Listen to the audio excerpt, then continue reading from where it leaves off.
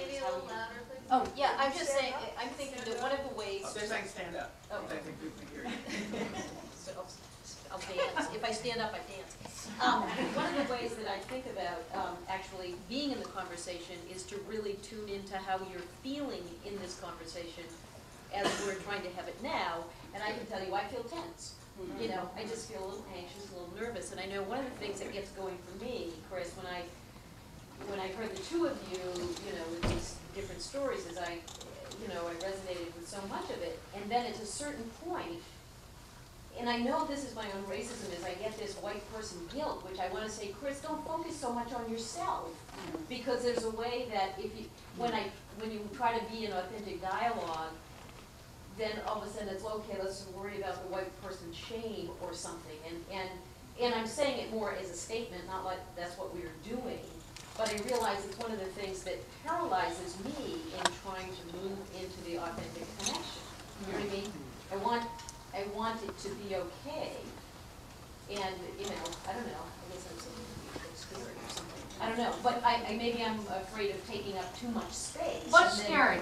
Moving into that shame, or no, not moving into the shame so much. It's actually, you know, being afraid that in my sort of self-analysis of my racism, I end up just taking up too much damn space, and it ends up being like, okay, it's about me and not about you. well, I understand that, and I think to some extent that's true.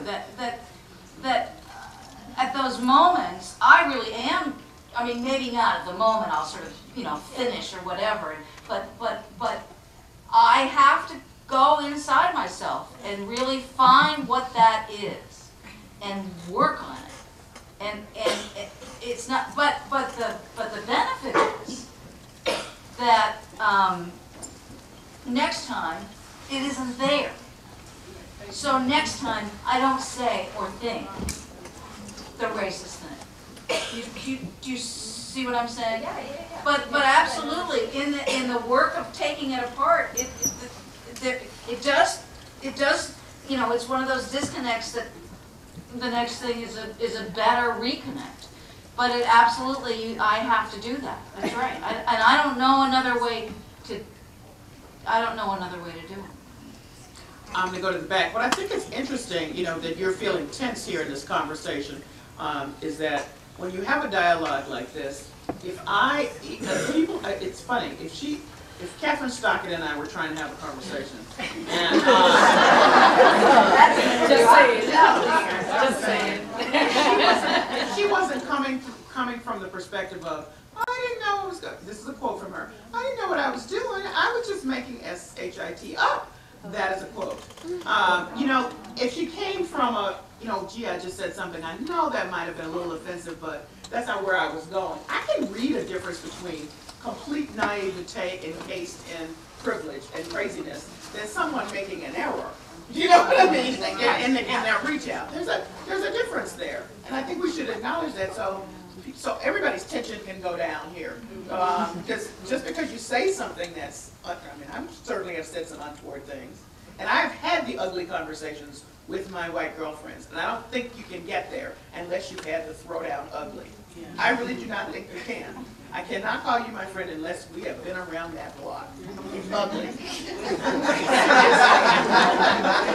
the back. Yes.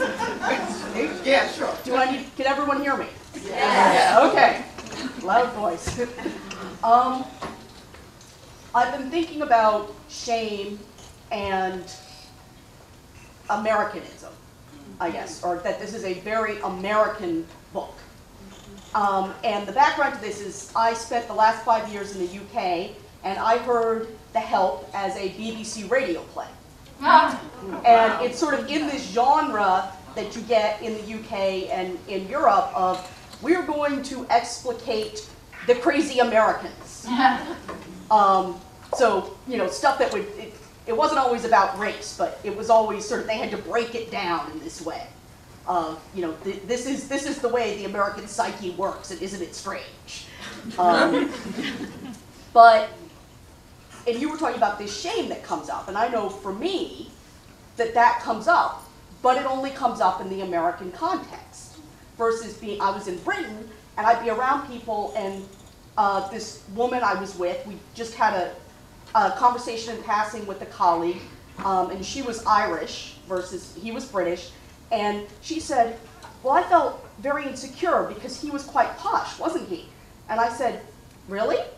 I mean, I thought it was maybe a bit of an upper class accent, but so they have this, she had this whole class awareness that made her very uncomfortable.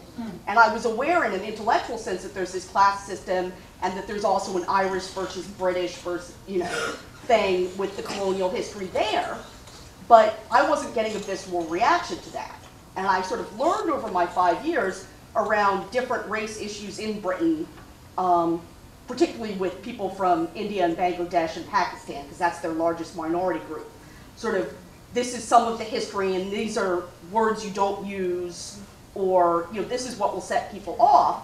But it was much more of a, I didn't have that visceral shame response. And if I said something wrong, I could feel there was, you know, this freezing up in the room, and it would, but it wasn't a shame, it was more, okay, I just said something wrong, what happened here? And this, so. So not being of the culture Yeah. allowed you some distance. Well, but Yeah. also, I'm thinking about if the shame is sort of the, this is something I need to unpick here, then, you know, what happens when you don't have that shame? I mean, just having the shame is because we've grown up in the culture and we've picked up enough larger dialogue or history or background that there's something being set off in me that not only triggers, I've made someone uncomfortable, but also an emotional response in me. That's the shame. I'm not the shrink here, but I would say that shame is an expression, is an extreme expression of awareness, which is where any relationship has to begin.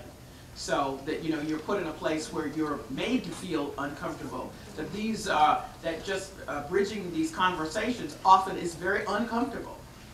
That's what you're supposed to feel, I think, and because there's some coming together that has to happen. And it's, Well, but for instance, you know, a black British person who came to the U.S.